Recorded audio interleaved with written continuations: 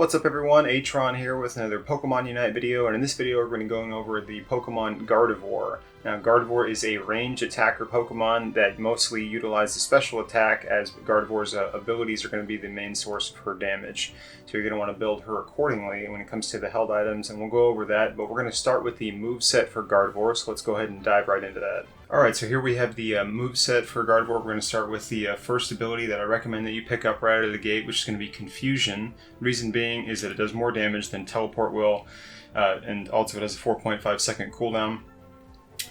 Decent little ability, you can do a little bit of damage, nothing too great here, just a little range projectile. Alright, we have the other starting ability for Gardevoir, but I recommend that you pick this up second and pick up Confusion first, but, as this does have an 11-second cooldown, but it's a little bit of an escape for Gardevoir. You do kind of have to aim it where you want to teleport to, and it does a little bit of damage, so decent ability, but nothing too special here either. Alright, the next we're going to be going over the upgraded versions of what Confusion can turn into. So the first one we're going to take a look at is Psychic, 7-second cooldown, ranged ability, and it's essentially a projectile that will fly through and deal damage to anything that it hits in its path, and then it'll, wherever it lands, it'll continuously do area of effect damage to that area, as well as slow the movement speed of the Pokemon that it's hitting within that area.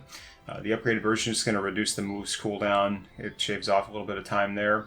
The other ability that Confusion will evolve into is going to be Moonblast. So this is an ability that a little bit shorter cooldown, 6 seconds, another range projectile, but essentially shoots out what looks like it starts as like a straight line and then evolves into a cone. And then whatever Pokemon it hits first, it kind of just stuns them for a second, incapacitates them. So it actually sets up your next ability a little bit easier to land, which we'll go over the other abilities that Teleport will evolve into. Just makes those easier to land on the other Pokemon. And then the upgraded version of this is just going to grant a shield whenever you do use Moonblast. And the other thing I didn't mention about Moonblast is it's also going to have you jump back a little bit from the location that you're at. So it's somewhat of a, I wouldn't say escape, but just kind of a space creator for if you're getting pressured, especially from like a melee Pokemon that's really trying to get up in your face. Alright, now we're going to look at the upgraded versions of what Teleport will turn into. The first one is going to be Psyshock, and Psyshock is an area of effect move that you basically place where you want it to land, and it'll just keep exploding 3 times over. Every time it hits Pokemon, it's going to reduce the cooldown of the ability, and then the upgraded version is going to increase the damage of the move every time it hits. It does seem to be like it moves like wherever you move to, like whatever distance you set it at, and if you move your Pokemon, it kind of shifts the ability like as you're moving. So something to keep in mind when you're using Psyshock. The other ability is going to be Future Sight, which is a delayed explosion. It does pretty big damage. It's just like one hit, and it takes like a second to kind of go off. So you kind of got to time it pretty nicely, similar to Pikachu's Thunder Shock. If you guys have experimented with that. Whenever you do land it though, it's going to reduce the cooldown of Future Sight, and then the upgraded version of that is going to completely reset the move's cooldown if it hits a Pokemon. So pretty powerful in Future Sight. If you land it, basically you can just continuously just spam it over and over again. You don't got to worry about the 9-second cooldown.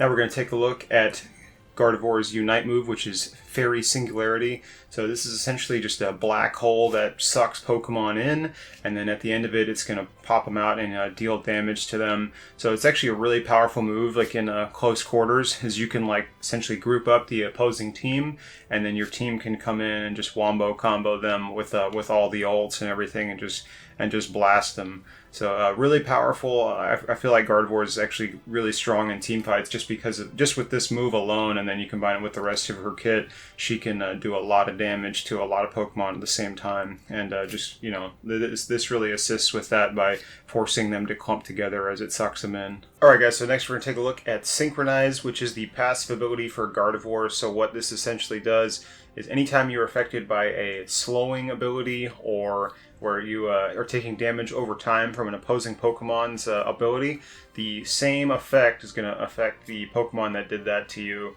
So for example, Gengar would use like Sludge Bomb or something like that, poison you. He's going to get poisoned too, or maybe Cinderace uses a dashes through you to slow you down, like he will also get slowed.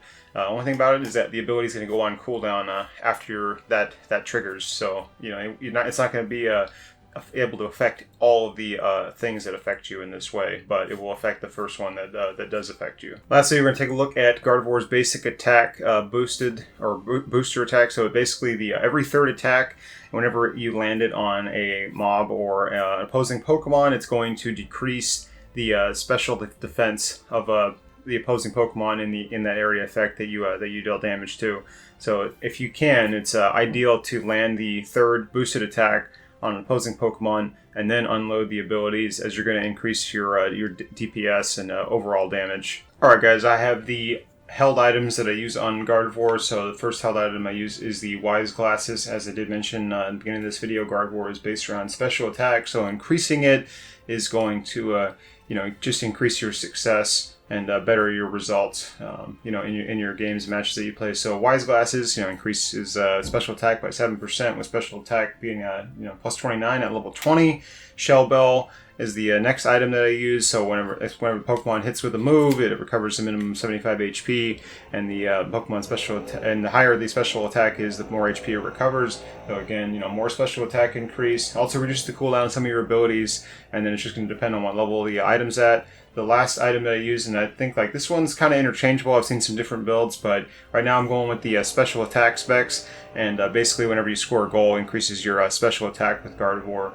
But right now, I'm liking this build. I feel like it's pretty solid, and just increasing her damage overall and for most of the game. But this is what I would currently recommend with Gardevoir. Alright guys, and this is the battle item that I use for Gardevoir. It is the eject button.